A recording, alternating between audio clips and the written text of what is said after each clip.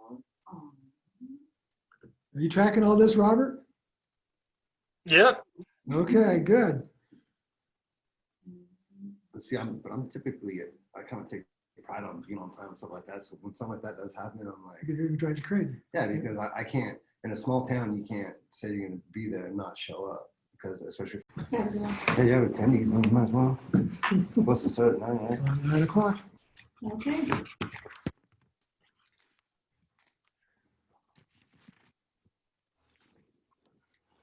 We should be able to hear, right? What's that? From his computer, right? I would project. All right, now I need to put mine on mute. No. Just gonna talk about it. Hi, welcome to the first work entry project. I'm Ms. Barsness with the Workability program at Burroughs High School. Workability has partnered with IWV, Economic Development Corporation, to bring you this webinar. Can they hear you? Do a sound check. Chat is disabled while type your questions in the box that appears. Questions will be answered in the same place or live by the panelists.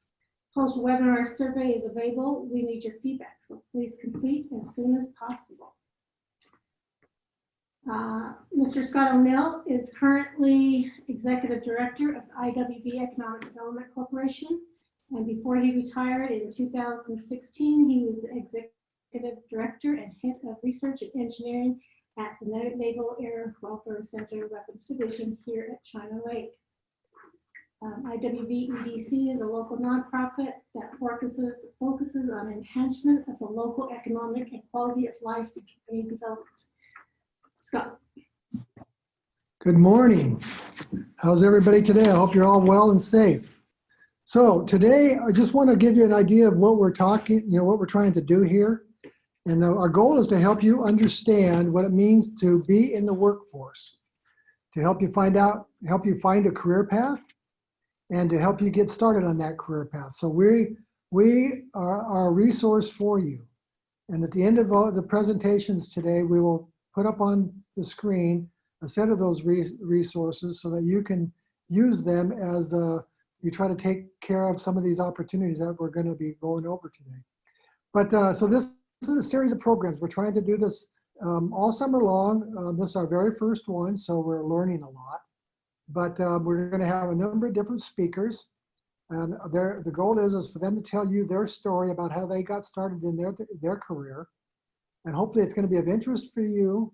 And we'll be doing this all summer long. So we have another program that we're talking about for the 22nd of May.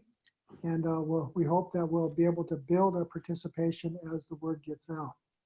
But we want this to be interesting, we want it to be fun, and we want it to be informative. So we're really looking for your participation. So if you have questions, just like Jenny said, there's a mechanism there on your screen that you can type in questions and we'll get those and we'll answer them.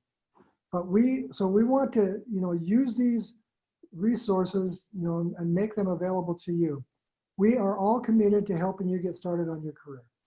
So please, use us as a resource. And that means whatever career you're going to be, whether you're going to go to college, whether you're going to go into the trades, whether you're going to go into healthcare or retail, or you're going to start your own business. We are here to try to help you get established. Ridgecrest right now is teeming with huge opportunity for you and for the community in general. It's going to go on for the next 5 years. The Congress recently appropriated $4 billion to repair China Lake from last year's earthquakes. That means there's going to be 18 construction projects that are planned that are right now, the contracts are beginning to be awarded. They're estimating over 1,500 jobs are going to be created. A lot of those will be filled by people from out of town, but out of town labor is expensive. And so a lot of these companies that are doing these construction projects are going to be looking for locals to fill a lot of these needs.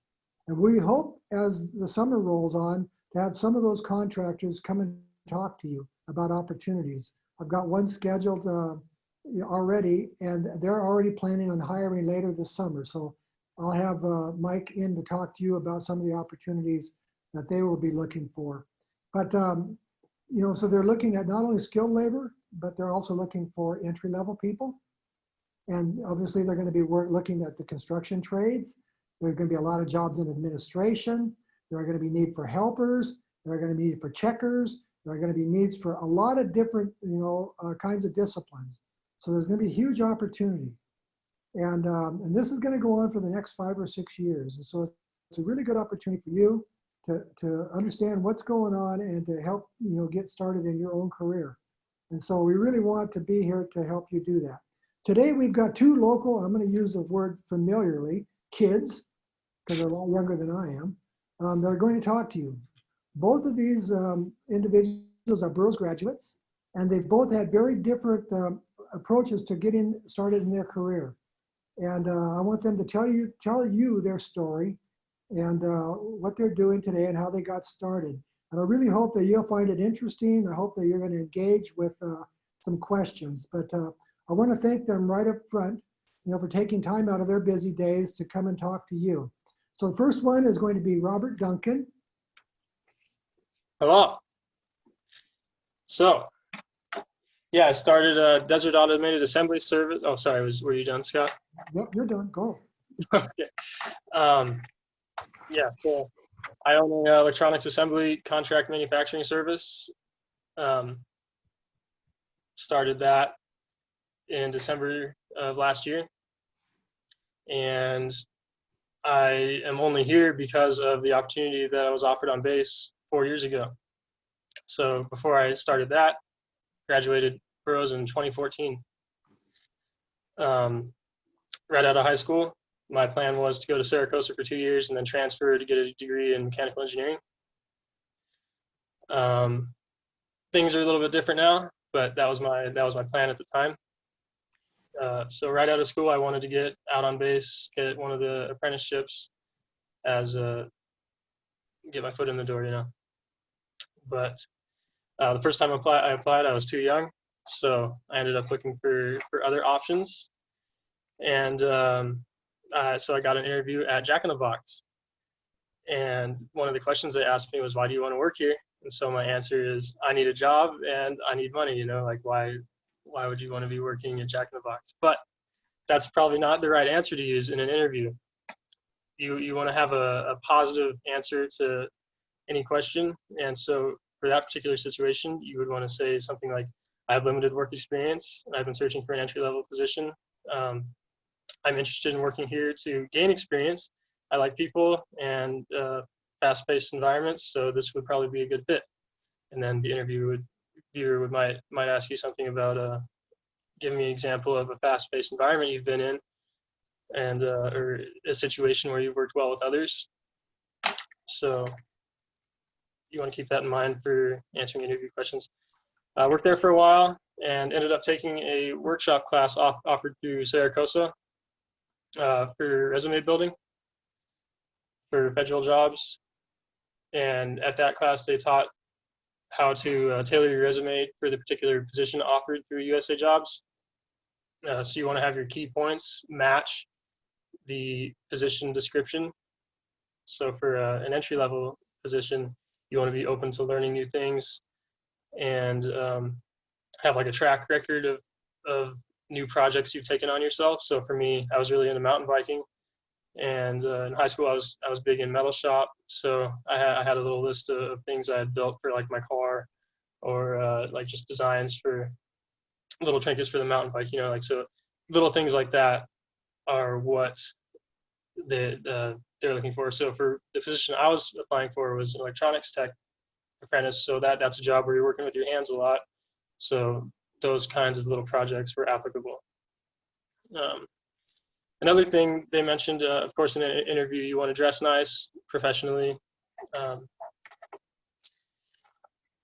So let's see. So some questions they might ask would be, what did you like about like a previous job? So if you had any previous work experience, they'll ask you what you liked or disliked. And no matter what you answer, you want to have a positive twist to it. So even if you really didn't like working as a toilet cleaner at whatever job you were at, you want to be thankful for the opportunity that they hired you to do that. They want to see a positive person. And yeah, so they want to hire a positive person who's reliable and can't read my writing, but being reliable, showing up on time, and positive answers. Mature. You want to be mature. You want to, not too mature that it's boring all the time, but you want to speak and have people be able to understand what you say. And when you're talking to people that are 20 years older than you, they might have a little bit different dialect than what you're used to coming straight out of high school. So that's something to keep in mind. Anyway, after that resume building workshop, I submitted my application and got forwarded to the interview process. Yeah, went in for the interview and used the information I gained, and it didn't quite go as expected. I wasn't as positive as I should have been about my previous work experience, and that was actually something that they called out that I heard about later was you always want to be positive when you talk about your previous experiences. But I ended up getting the job. It was a 3-year program with on-the-job training and some online schooling for being an electronics tech. So for that, it was mostly on-the-job training. Like the online school was applicable, but all the experience I gained was mostly through my boss being right there and telling me how to solder wires, how to assemble boards, circuit boards. Anyway, yeah, so after the 3 years, by the way, at that point, I was probably making like $45K, which is pretty good for somebody who's 21. You owe them a year of school after, or like a year of work after that to pay back the previous 3 years of schooling. And so during that time, I learned a ton of things that I wouldn't have been able to learn doing any other program. So going to school, you're on the same track as everybody else and you're competing for the same jobs. But through this program, you're put on a different path with less contenders, and you learn like a more specialized skill set. And so with that skill set, I was able to start my current business, and there's no way I would have been able to do that had I just gone straight to school, because I wouldn't have the experience that I needed. Yeah, so going to that program enabled me to buy a house here in town.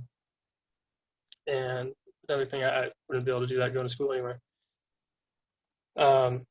Started doing Airbnb with the house. So between Airbnb and the job, I was able to put away enough cash to start planning for other things. I was looking for businesses to start.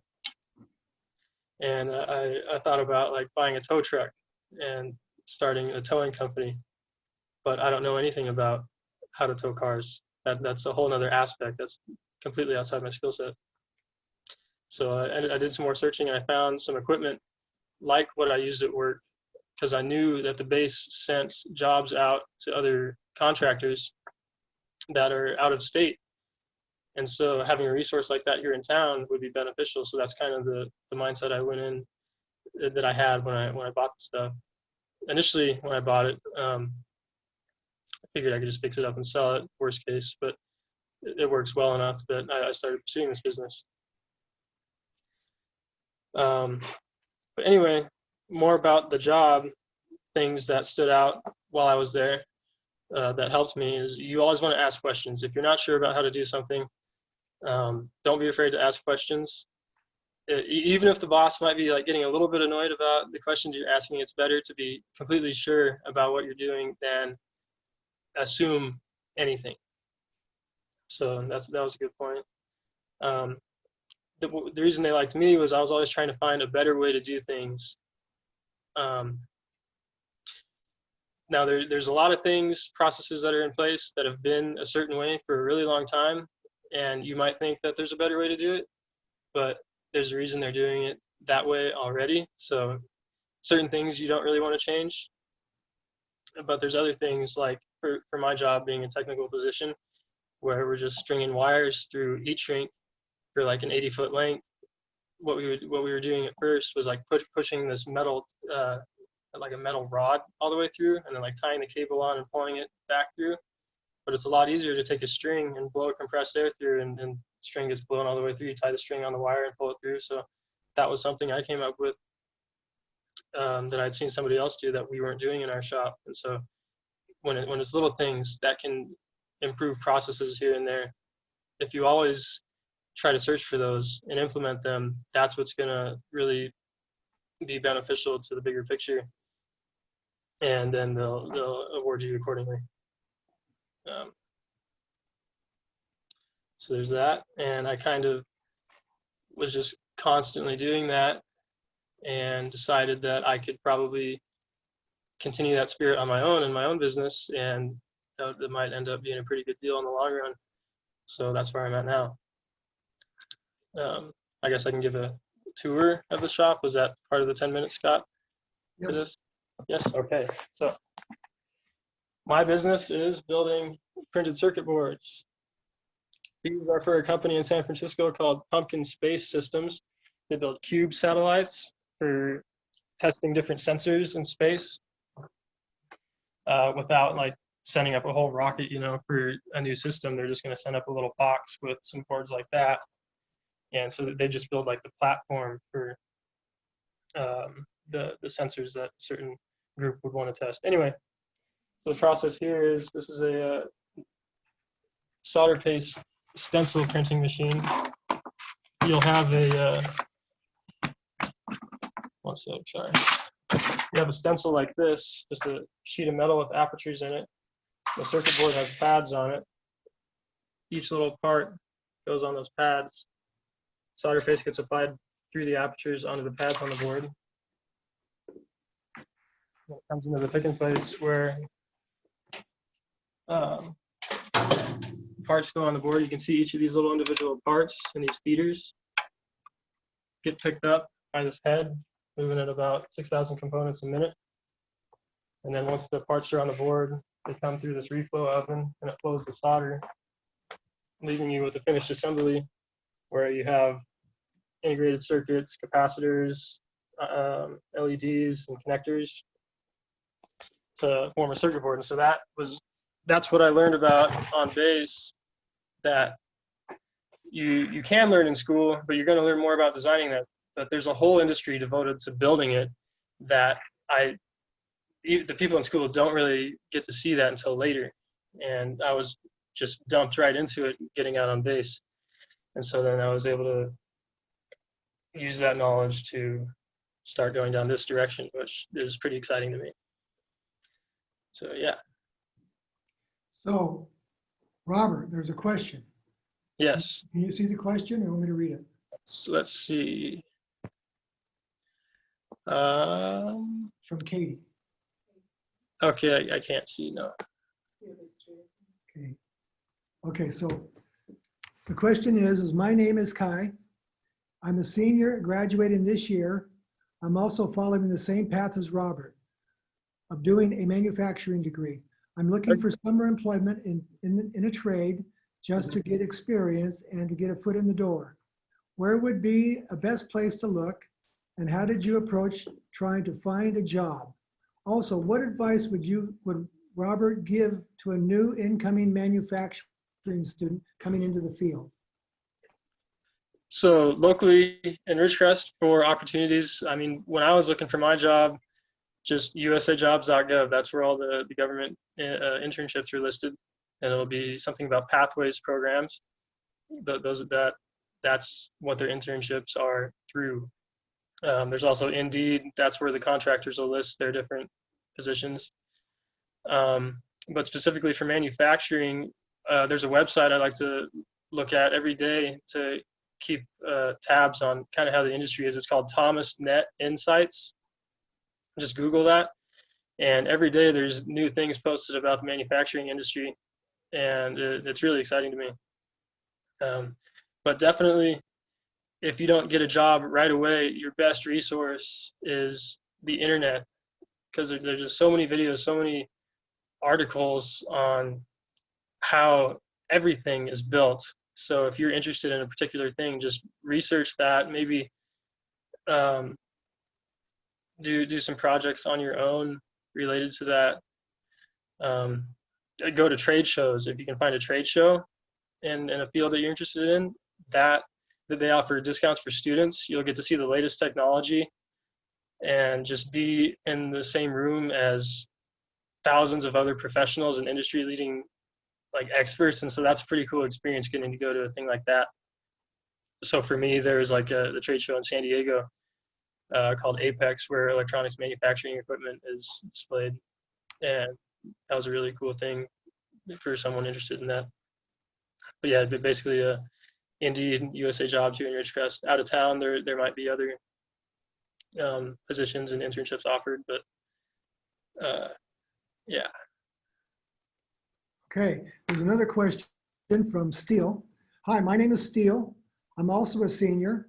I want to work on computers when I get older and after college. Any tips or tricks? Work on computers as like hardware or software? Didn't say. Didn't say. So software is nice because, again, all of that is on the internet.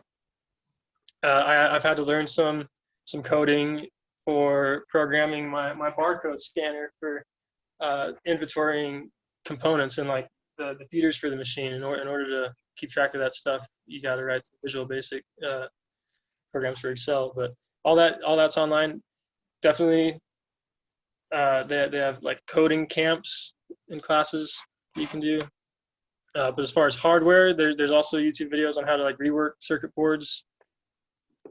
Getting an internship like I had was a really good opportunity. But just working on computers, you could just get an old computer and figure out how it works. If there's something wrong with it, just try to fix it. Just have a general understanding of how circuits work, of how programs work. I took an intro to C++ class over the winter, and that was actually really eye-opening on how programs are made, because they're all kind of similar, where you have your objects and your functions and variables. It was pretty helpful. But just find what you want to do and start tinkering with it somehow. Okay, there's one other question that somebody's asked about where are the contractor jobs listed. And we'll have a slide on resources at the end of the session today. And and some of the jobs will be posted there.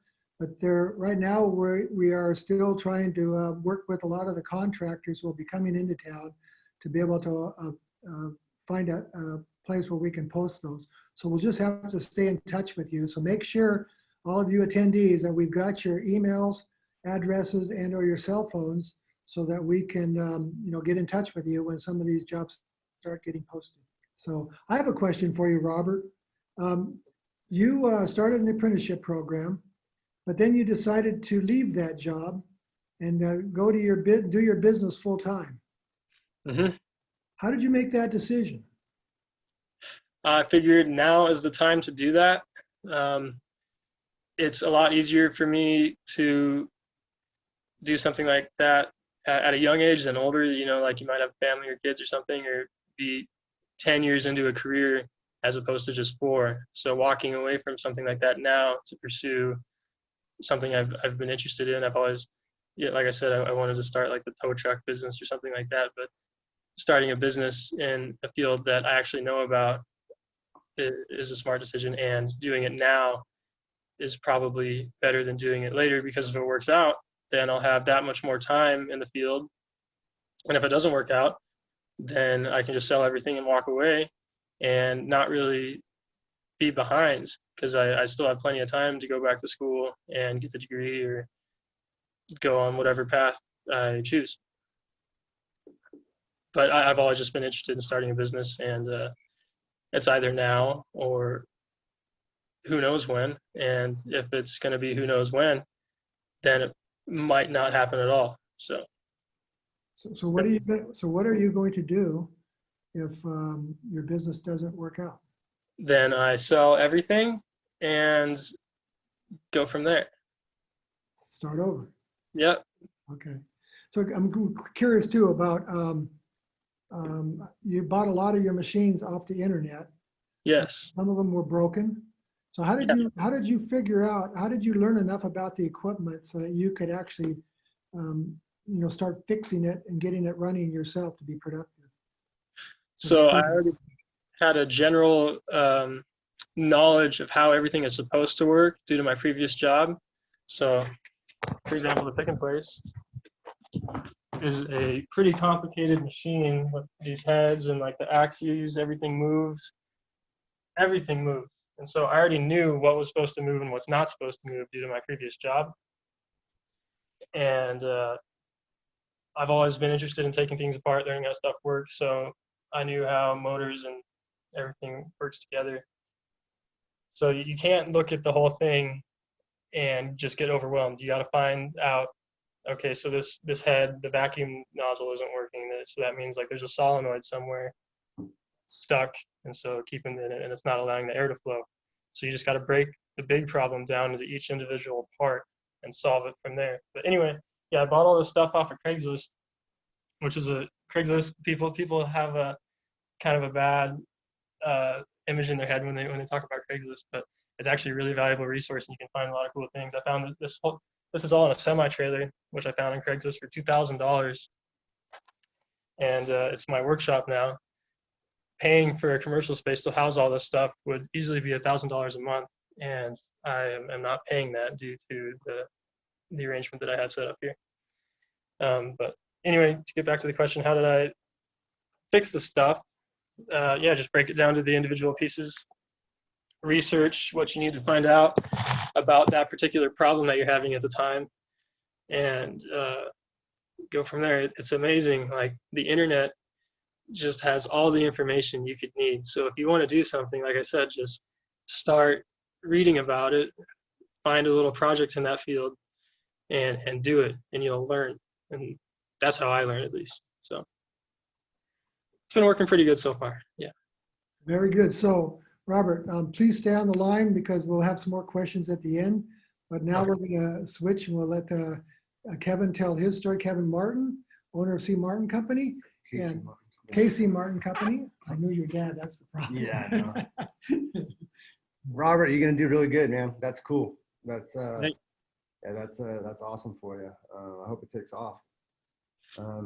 So, anyways, I guess one of the messages I want to send out to the seniors graduating is you're probably got a little anxiety going on. You're out in the world.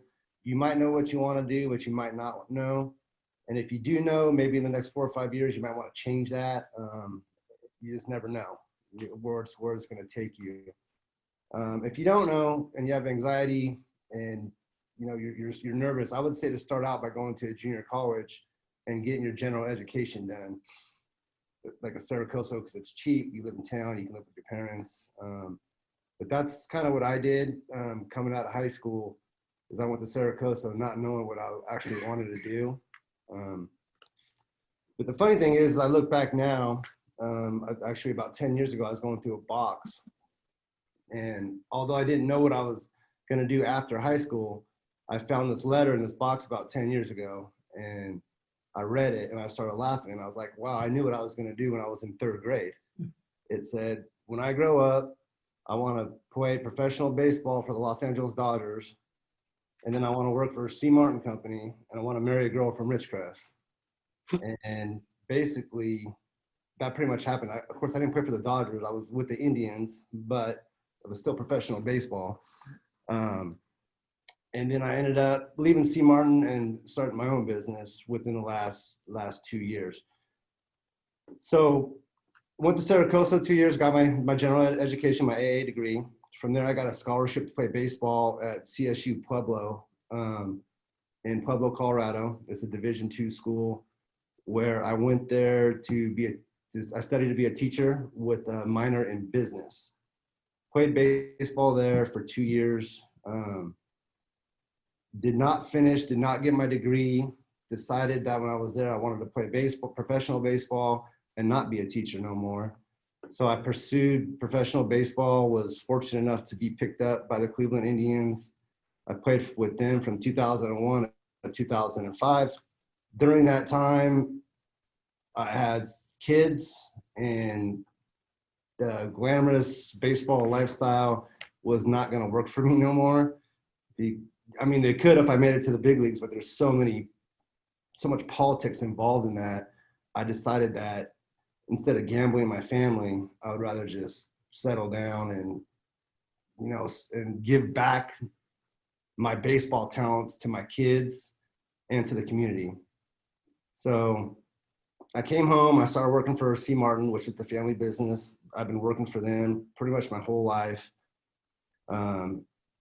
Basically doing construction, learn how to paint. And then even during it, actually when I was playing professional baseball in the off season, you have 7 months off. So I'd come home and I'd frame houses for local contractors in town, because C. Martin was actually moved their business to Nevada. So they weren't local in Ridgecrest. So I learned how to frame houses on my own with different contractors in the off season. I learned how to paint houses as a kid growing up, working for Charles Martin Company, which is C. Martin Company, my dad, my grandfather, and my uncle's business at the time. So after that, when I quit playing professional baseball, I went back to C. Martin. I was working in the office, doing invoicing, working on estimating for big government contracts that they go after. One of them particular, like our BOSS contracts, which is the acronym for Base Operating Systems, which you'll see Alutech currently has that contract right now. So that just kind of gives you an idea of the stuff that C. Martin did and where I kind of learned government contracting a little bit from right there.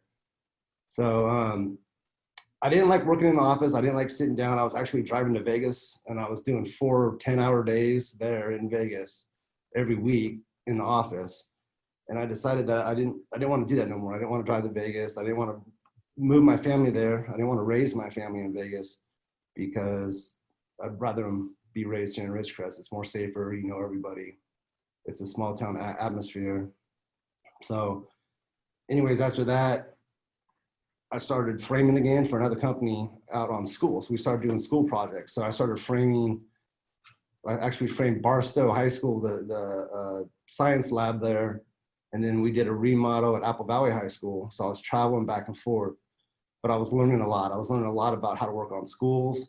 And then I also got the experience from government contracting working with C. Martin. So coming into that, I started painting on my own. And then C. Martin came back to me and says, hey, we want to open up C. Martin back in California, back in Ridgecrest. We want to make you the manager for California. So I started doing that. I went out there and learned how to estimate on the painting, learn how to order, learn how to be a boss, learn how to hire people, schedule, communicate. And I think that's probably one of the biggest things that I learned is communication, especially when you're the boss. If I don't communicate with the customer, it doesn't go good, especially in a small town. If you don't communicate, if you don't get back, if somebody calls you and says, hey, I need an estimate, and you don't get back to them within a day or two, I try to make it that day, then you're going to shoot yourself in the foot in a small town because the word gets out quick. And then once you do the estimate, it's always good to get it to them within a day or two. And if you're going out of town or something, let them know, hey, look, it might be in next week, but look for it by Friday or look for it by Tuesday. So I think that was kind of one of the biggest things. So I was working at C. Martin for all these years. I decided that I wanted to, get my own contractor's license as a backup plan, just in case something happened with the corporation, the C. Martin Corporation. So as a backup plan, I went and I got my contractor's license. And then I went and got my painting license. So the contractor's license is a B license. And then I got a C33 license too, which also lets me paint because our specialty is pretty much painting.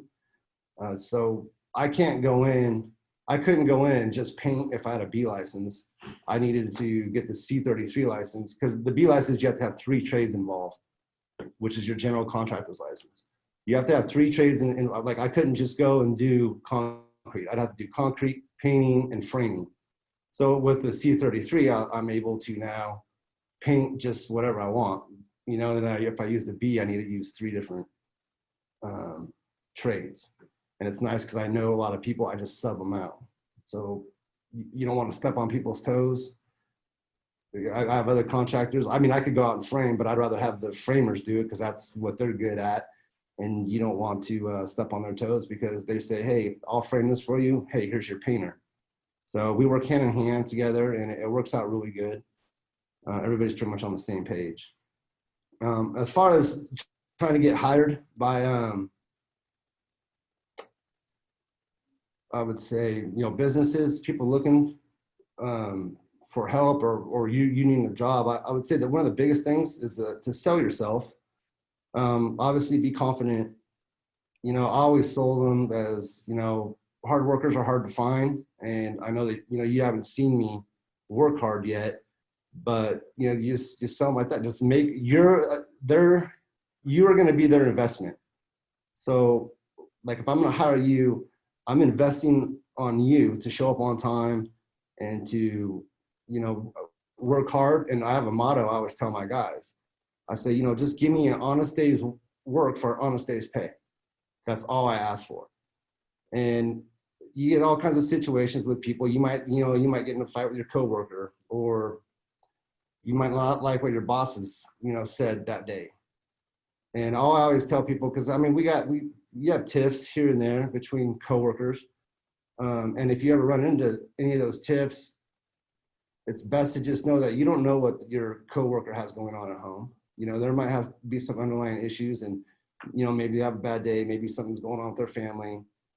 And the best thing to do is just try to squash it as fast as you can. And just remember that you just have no idea what they're going home to, what they're dealing with at home. And vice versa, they should be the same for you. And just the hard work pays off no matter what you do. If you want it, you can have it. You just got to work harder than the next guy. So that's kind of always been my thing, especially playing baseball. I've never had that much talent in baseball. I just worked way harder than the other guys, and all of a sudden everything kind of evened out. So I took that knowledge and into the workforce, and it's been really good. But the main thing is being on time, and definitely communication. You have to communicate. So I don't know if there's any other questions. I know, Scott, you probably have some questions I have a for couple me. questions. Anybody have? Please type it. No, there's one right there, Kaylee. Can you see it? Want me to read it? No, I can see it. So my parents are in. Should I read it out loud, or Yeah, read it everybody? out loud so everybody can hear it. Okay. So my parents are instant that I go to a university. I really didn't want to go until my engineering teacher pointed me to manufacturing that would warn new incoming students joining the workforce. Also, how would you make yourself stand out from the crowd, at least in Ridgecrest? Standing out in the crowd of you'd probably, I would say, the university is a good thing if you want to go that direction. But there's a lot of successful people out there that never went to school. Standing out in Ridgecrest is basically, like I said, it's a small town, so it's all word of mouth.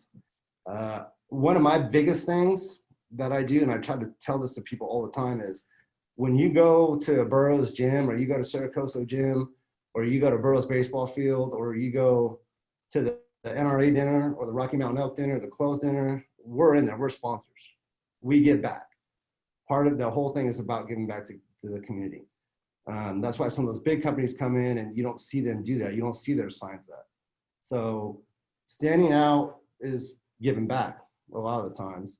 People want you to come do their business because they know that you're gonna, hey, my little league, or my son's playing little league, he's selling candy bars. I'm like, I'll take a whole case of them. Yeah. Or, car wash tickets. Even if you're not going to get your car wash, I'm buying I'll buy 5 of them. I'll hand them out to my employees here. If you guys want to go get your car wash here, stuff like that. And like I said, just having those big banners up all the time, always just supporting, always trying to get back. And sometimes it's a little too much. Sometimes you just can't do all of it, but there's a lot of things that we do that helps out.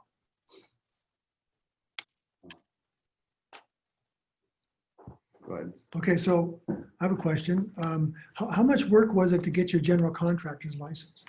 Okay, so yeah, that was basically studying a lot. I knew a lot about the trades, but there was still like little tiny details that you need to know. I did a lot of my studying on the bus on the way to Burroughs baseball games when I was coaching. So that was time when I was able to do that. But they make it pretty easy. You buy the kit. It's like, I don't know, forget what it is, maybe $500. And it comes with books, and it comes with tests, practice tests, and it comes with videos about everything. So you just pretty much, you have to watch those videos over and over again. You have to know what you're doing. I mean, you're going in there working on people's houses, and I mean, you got to be a professional, you know, so you got to know what you're doing, you know, and math is involved a lot in it too. So you got to know a little bit about math, and a lot of it is, if you have just a little bit of experience, mainly it's common sense. You have to when you look at some of the questions, like, well, when you put it together in your head, you're like, it's not going to work that way. So a lot of it's just, you know, common sense, and experience definitely helps. So how many employees does KC Martin have? We currently have 5 right now. 5 employees, Yeah. and then you use a lot of subcontractors. A lot of subcontractors. So we've been doing a lot of earthquake repairs on houses. We've been using drywall contractors, stucco contractors, concrete contractors, framing contractors, roofing contractors. So we're dealing with all the trades there. And it's nice having my own general, because I'll get called, I'll go into the house and say, what do you want done? And we'll get a list going together. And then I'll say, okay, I need to bring this guy in, this guy in, this guy in, and I'll schedule times. And then with the customer, I have to communicate, hey, look, okay, the drywall guy's got to come in first. We're going to come in and knock the inside of your house out first rather than the outside, so that you can get back to life inside. Because the outside's irrelevant. It's more aesthetics, right? So I'll contact the drywall guy. He'll give me a date and time, or we'll put a price together, submit it to the customer, and then after that it's just scheduling. So my part of it is just making sure that everybody's there on time, making sure the customer's good with it, and making sure everything's cleaned up at the end of the day, because the people are still living in their homes. So it makes it really tough. You don't want to leave the plastic down because they might slip on it, or, you know, I just tell the customer, hey, it's going to be really dusty. We're going to have to get the house clean when we're done. It's just kind of part of it. And then, like I said, then the drywall guy will come in. And when he's done, you know, obviously the painting crew will come in, which is typically me. And then I have the guys working outside. I can schedule them anytime, you know, the stucco guys, the concrete guys. And there's a process to it. And I try to always explain that to the homeowner or the customer, and just let them know, here, this is how it's going to go down. But like I said, the main thing is communication. If I don't tell the homeowner, hey, the stucco guy's going to be out here working, and maybe the homeowner's like, well, I had something planned, I can't do that today, or I didn't cut that bush back yet, or whatever. Just as long as I communicate with them, it seems to go pretty smooth, although you do have hiccups. But you just got, like I said, the hiccups mainly is just not communicating. And I mean, we've had times where we've gone to somebody's house and we have broken something, and I tell my guys, hey, it's going to happen. Stuff's going to break. I mean, I've had a window broken one time because we were busting tile out of a countertop and it chipped off. So I tell my guys, I say, dude, I don't want the customer calling me and telling me something's broken. I want you to call me so I can call them and let them know, hey, this is what happened. We broke it. We're going to replace it for you.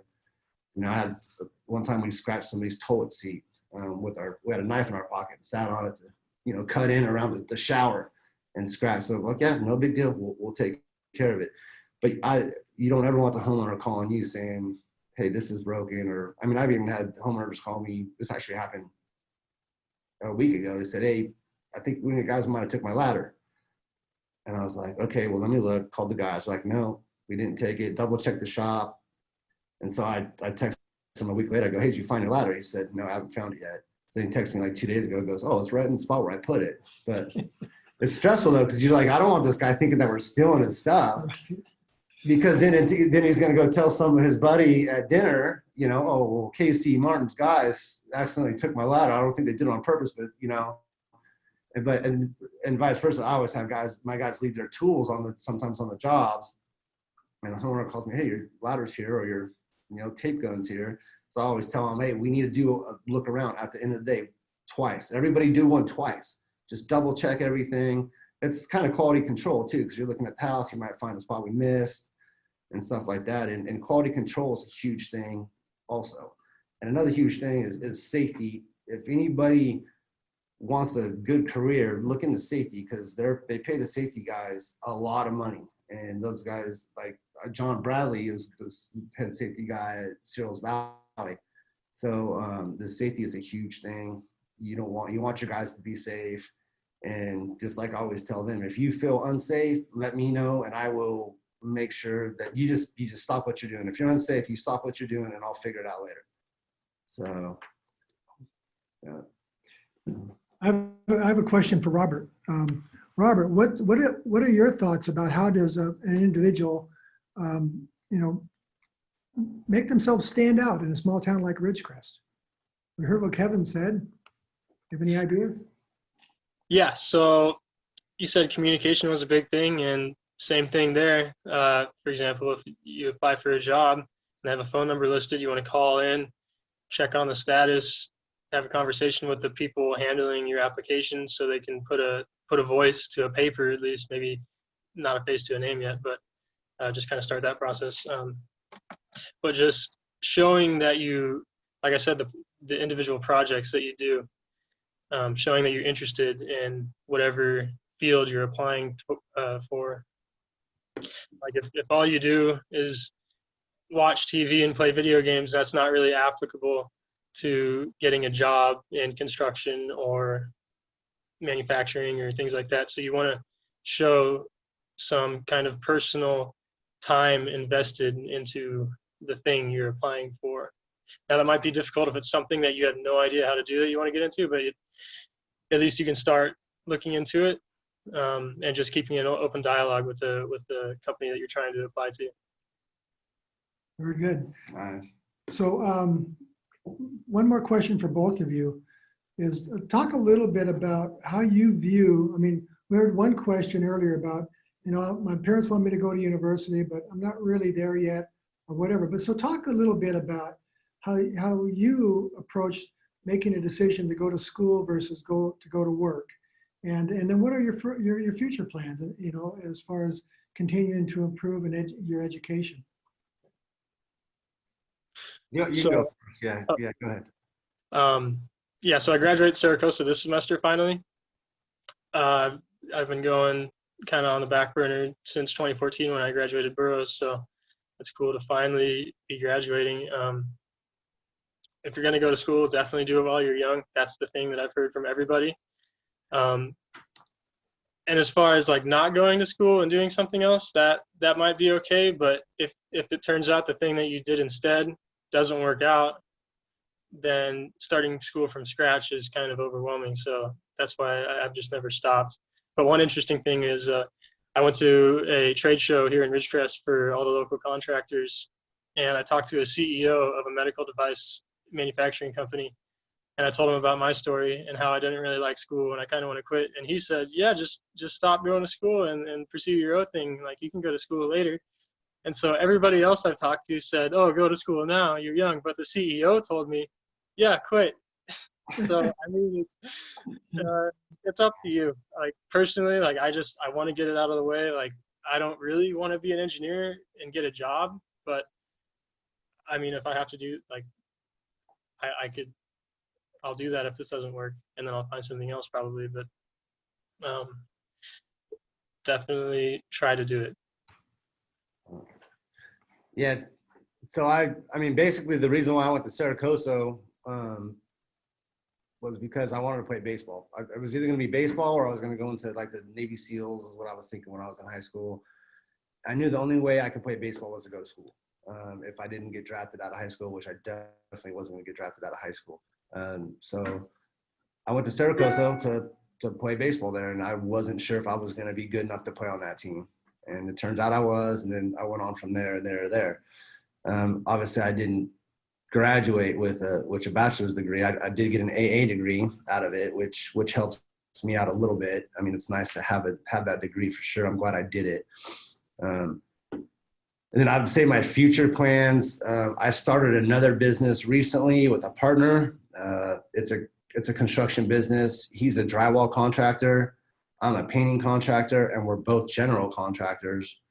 So drywall and painting kind of go hand in hand. So we kind of piggyback off each other. He'll get a drywall job, call me to do the painting. I'll get a painting job, call him to do the drywall, vice versa.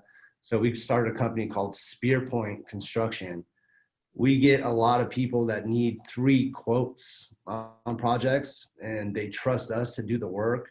So what we can do is we can provide, Newman Drywall can provide a bid, KC Martin can provide a bid, and Spear Point will provide a bid.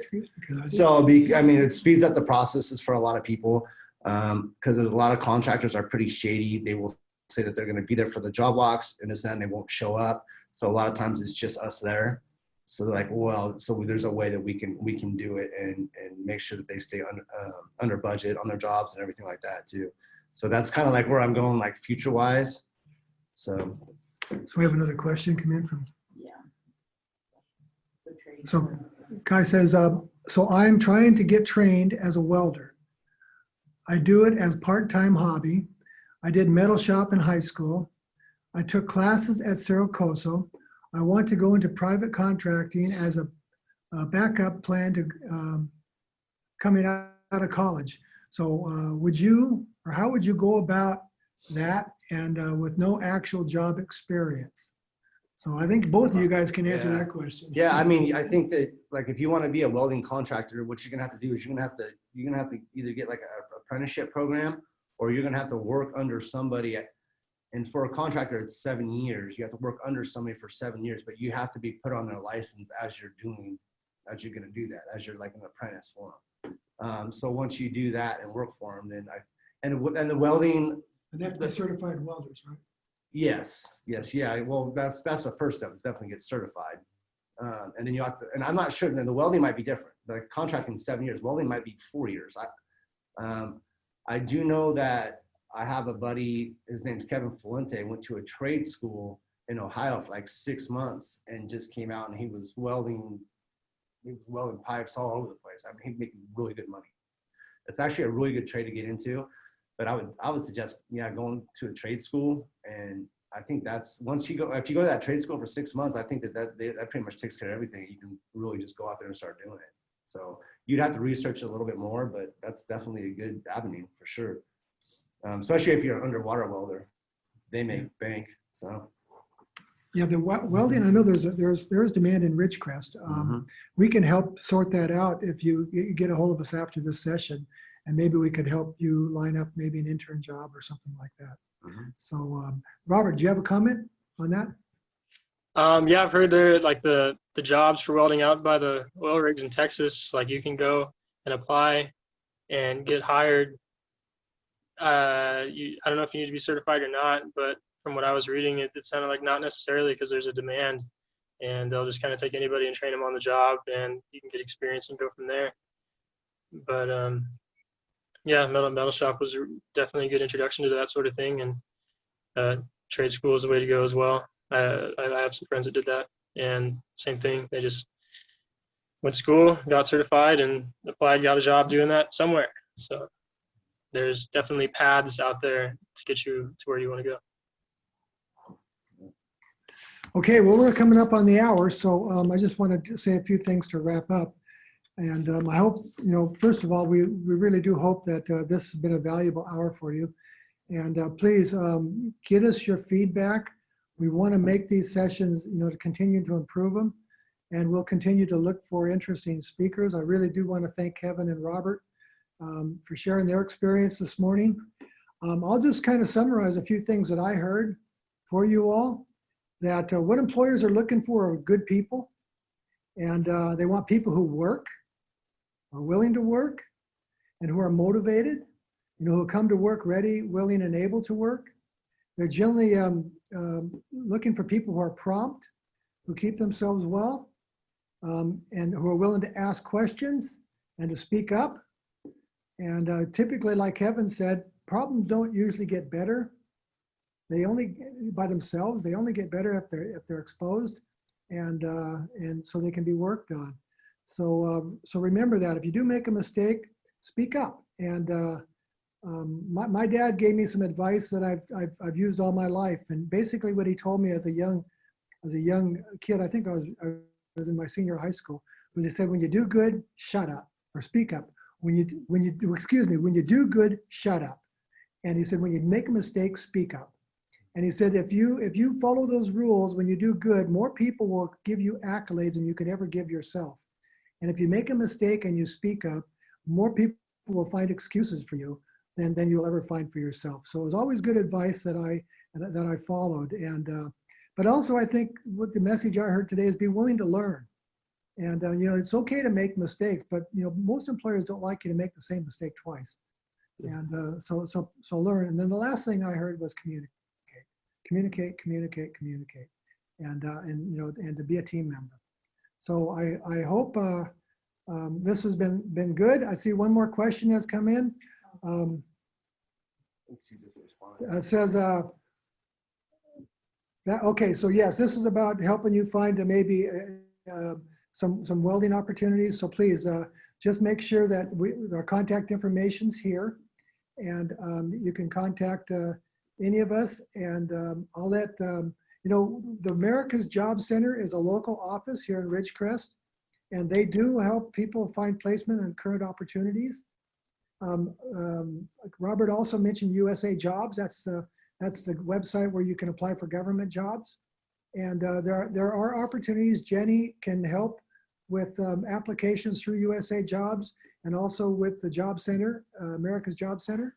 And you can always contact the Economic Development Corporation. We're willing also to help you review your resumes and to be able to help you get started in your career. So please use us as a resource. And if you have any more questions, please send them on into us, and we'll try to get back to you. And there is we would like some feedback on our session here this morning. So please let us know. And again, I want to thank Jenny, I want to thank Rebecca, and I want to thank Kevin and Robert for their stories this morning. All right. So let's hope to see you next week on May 22nd, and tell your friends to log on. And Thank you.